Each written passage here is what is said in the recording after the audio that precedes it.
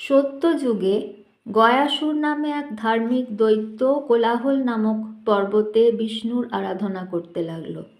সহস্র বছর শ্বাস রোধ করে কঠোর তপস্যা করায় দেবতারা উদ্বিগ্ন হয়ে ব্রহ্মার সঙ্গে শ্রী বিষ্ণুর কাছে গেলেন।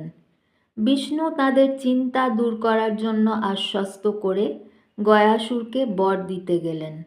গয়াসুর এই বর চাইলেন যে তার দেহ যেন এতটাই পবিত্র হয় যে যে কেউ তাকে স্পর্শ করবে সেই যেন বৈকুণ্ঠধাম প্রাপ্ত হয়। নারায়ণ তাকে এই বর দিয়ে ফিরে গেলেন। এই বরের ফলে যে কেউ পাপী তাপী সরাসরি গয়াসুরকে স্পর্শ করে স্বর্গে যেতে লাগলো। এর ফলে যমলোক খালি হতে লাগলো ও ভারসাম্য নষ্ট হলো।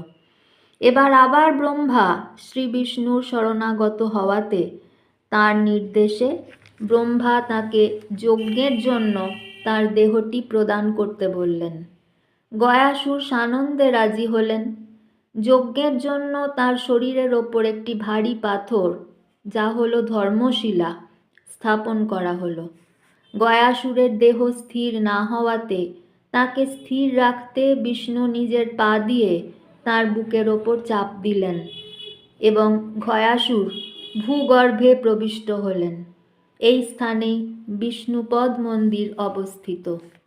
কথিত আছে, গয়াসুর যখন নিচে নেমে যাচ্ছিলেন তখন তিনি বিষ্ণুর কাছে প্রার্থনা করেন যে এই স্থানটি যেন তার পবিত্র নামের সাথে গয়া নামে পরিচিত হয় এবং পূর্বপুরুষদের তর্পণ ও শ্রাদ্ধ করলে এখানে যেন আত্মারা মোক্ষ লাভ করে।